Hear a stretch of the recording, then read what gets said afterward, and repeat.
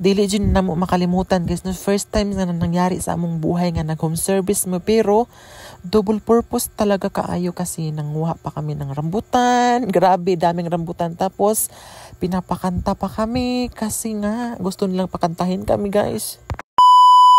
Hello mga kahart, po to the video. At tumikaroon sa Isabela Leyte kay meron kaming service ng ribbon mga kahart, no. Medyo malayo siya pero adtuon lang yun na mo kasi nga kuhaon may migsakyan na o diba tanawa.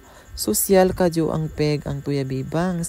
So ngayon guys, ang gagamitin akong lingway kay Tagbes, Tagalog ug Bisaya kay meron kasing nag-request ng mga Tagalog na hindi makaintindi at gustong manood sa aming video kasi hindi man makaintindi daw. Kaya ito na ngayon, nagtagbes lang ako, hindi talaga ako pure mag-Tagalog kasi minsan hindi man ako marunong mag-Tagalog. Mahirapan mo ako sa kalisod kaya hatiin ko na lang ba ha, para patas ha, mga Tagalog dyan ha, mag-stay watching lang kayo dyan.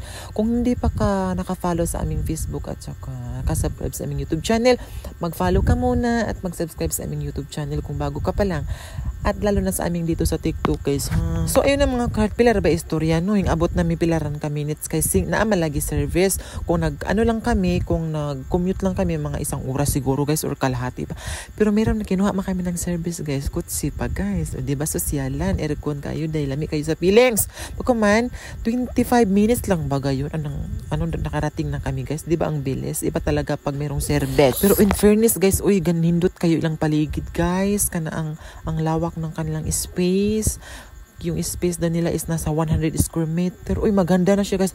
Ito ang mga dream namin ni Jowa guys, ganitong space guys. Hindi masyadong masikip at hindi naman masyadong maluwag. Yung katamtaman lang ba na meron din ka chill-chillan dito sa gilid-gilid. At ang isa sa mga pinaka-nagustuhan namin, marami talagang prutas na kapaligid sa kanila guys. Merong tambis at saka merong rambutan, merong mga mga buongon. Basta marami talaga guys.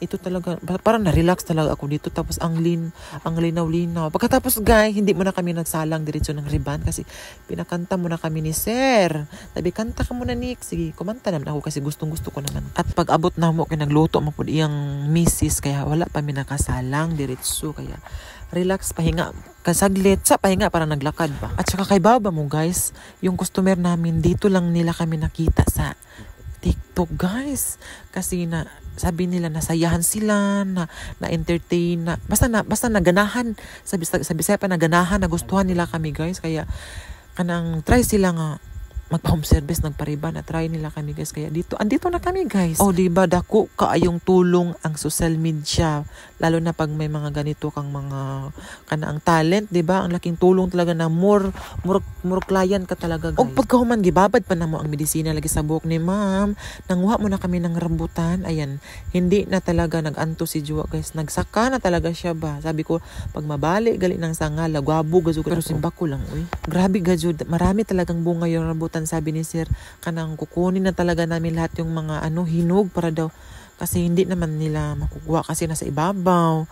Tapos meron silang aso guys, ang cute. Sabi ko sa kanya, gusto kang kumukaon ng rambutan para din nakaintindi yung aso. Tingnan nyo guys, ang cute. At si Peter guys, tingnan nyo guys, parang hindi na talaga siya bababa kasi kanina pa siya dyan. Tapos ang dami pang bunga, para talaga siyang double purpose na gajud ba kay nagriban pa, pwede man siyang ibaligya po na double purpose lagi kadyo. Nagpasalamat ra mis among customer nga grabe jud kabuutan, kanang dili sila magpasagad, grabe gadyo sila, wa jud man ikasaway. Daghang kadyo salamat sir ug ma'am. Bitaw share lang nako ninyo guys ba, kani bitong trabaho nga riban, dili ba ni basta-basta, hindi talaga basta-basta yung trabaho na riban guys, kasi alam nyo ba guys, hindi jud ta diretso ra ta mag-apply porket anang riban diretso lang, dili meron talagang mag-analyze ka muna sa buhok ng client mo na kailangan sakto yung pagkaluto ng buhok. Hindi basta-basta kung wala ka talagang knowledge mag-riban, no, mahimo talaga itong tukstugo. Yung may pagod, yung iba may nasunog. Ganon talaga pag wala kang knowledge sa riban, no. Kaya wag niyong sabihin talaga na ang mahal, ang balang presyo. Guys, hindi talaga madali mag-riban. Kaya guys, kung ano yung impression ng mga hairdresser sa inyo, kung tatawad man kayo, wag naman yung lubos-lubosin na tawad na parang hihingiin nyo na lang yung pagriban. Kaya hindi jud basta-basta ang magriban.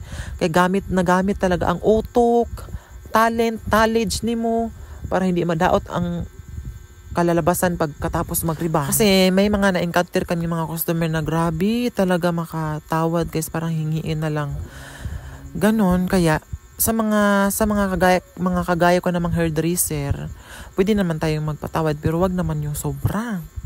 No, kasi tayo naman yung tayo yung malulugi, tapos tayo naman yung nakakaalam sa ating trabaho, kaya i-explain na lang natin sa kanila ganito ganyan para makaintindi sila bakit ganito yung presyo, para hindi sa susunod hindi na sila magtatanong at magtataka. Kaya sa mga gustong magpariban diha, pwede kayong mupiin sa amua, pero kung sobrang layo naman hindi kayo sa power namin, ay I'm sorry na lang po ha. At ito na po yung result ng ribbon with Brazilian ni Madam.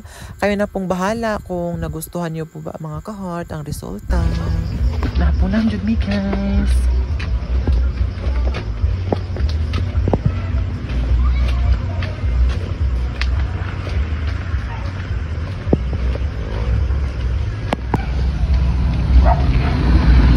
Og diri na lang kutob mga kart, dagang salamat sa pagtan-aw unta ma-share ninyong aming video. Dagang salamat.